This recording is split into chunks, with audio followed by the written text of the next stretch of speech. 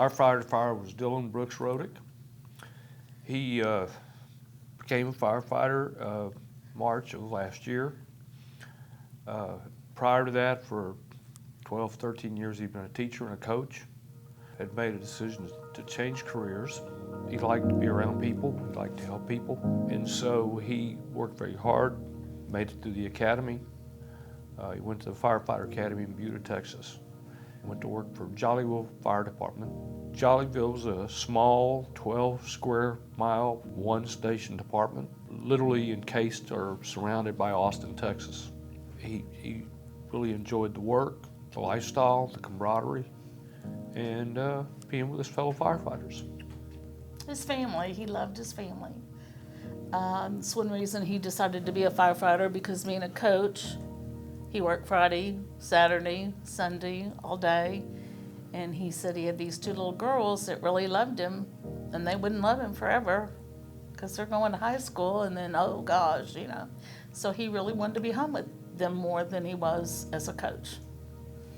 And loved his wife. They had an active lifestyle. They lived near the river. They loved to float. They loved to barbecue. And they did everything as a family. He was a really active dad. He wanted to be involved. He didn't want to coach him because of school. But, you know, he was active in everything they did. Taught him to ride bikes. Did everything. He was a girl dad. He had two girls. Lots of times he went to the fire department with pink toenails because the girls had been painting on his toenails or, you know, doing whatever. So he was all in.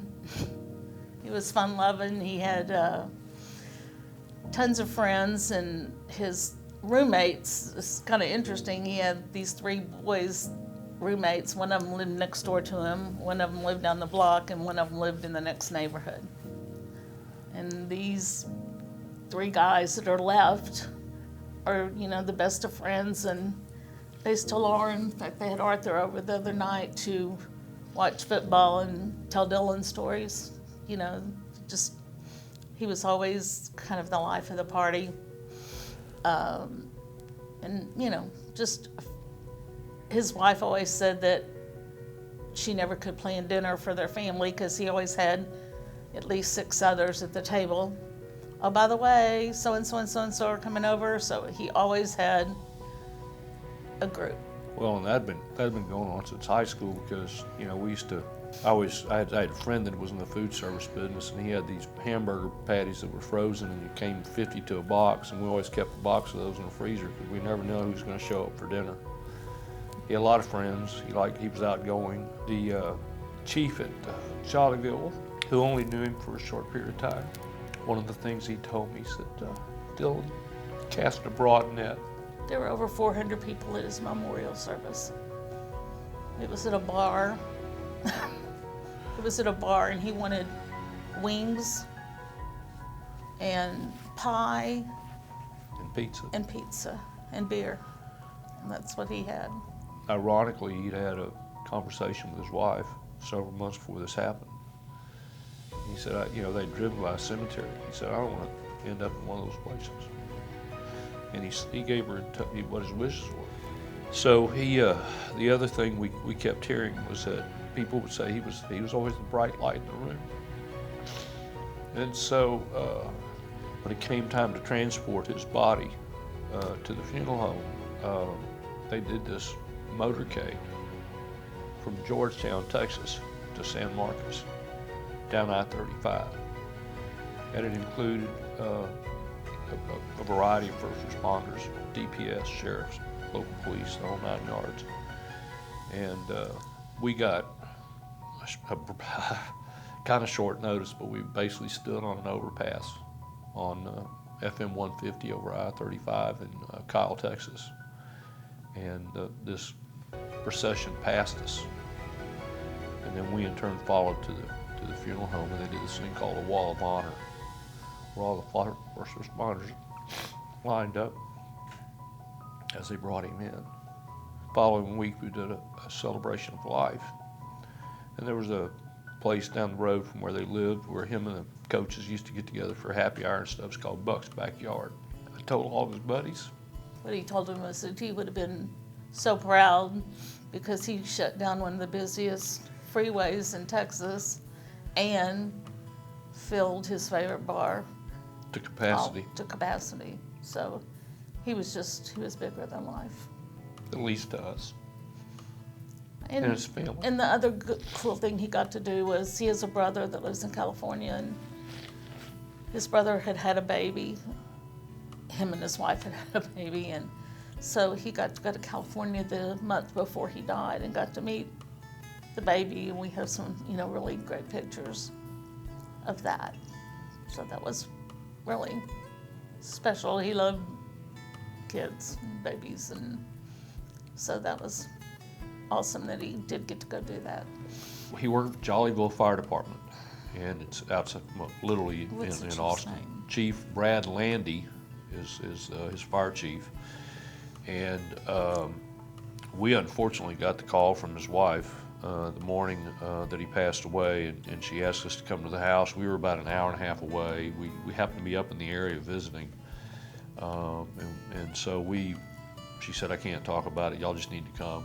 And so we got there and learned of the unfortunate event and of his passing. And within the next, hour and a half, Chief Landy, the station chaplain, who was a former chief, a liaison with for first responders, both police and fire from the San Marcos area, was there with them. They were very helpful, very thorough, informative, and did literally the best they could to help us through the process and prepare us for how things were going to happen. And so yes, they were very helpful. We still communicate with the station on the anniversary of his passing, August 16th of this year. We went to the station. We'd never been there, and Chief Landy was very welcoming. And we took. Dylan was a fairly accomplished pitmaster. He had worked really hard at his craft. He learned how to smoke brisket, pulled pork, chicken, whatever you wanted. He did, pop-ups in front of his house. He'd smoke some meat from 7 in the morning till 4 or 5 in the afternoon and sell out in 45 minutes to an hour.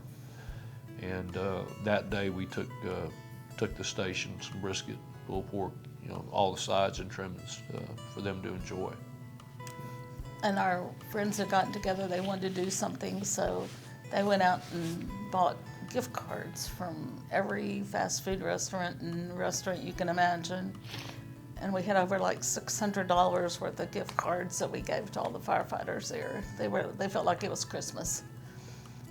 So it was really a rewarding day, and it would have been a day Dylan would have been there. It would have been one of his work days. I remember the most of his smile, and also I think what I miss most is his voice, because he called every day to see what was going on. Dylan never left the room that he didn't hug and tell you that he loved you, and he was just a genuinely loving, kind, I guess, young man. I think he's a kid, but yeah, he was an awesome dad and an awesome husband, all those things. He was, Couldn't ask for more. They were on 24 off 48, and almost without fail, he would call us on his way home from shift, when he was on his way home from shift. And that day, we got a call from his wife instead. But the most excited he ever was when he called and he fought his first fire. That was really exciting to him. He called, he goes, "Oh, I got to fight a fire today." He was really, really, really excited. We miss the smile in his voice, needless to say.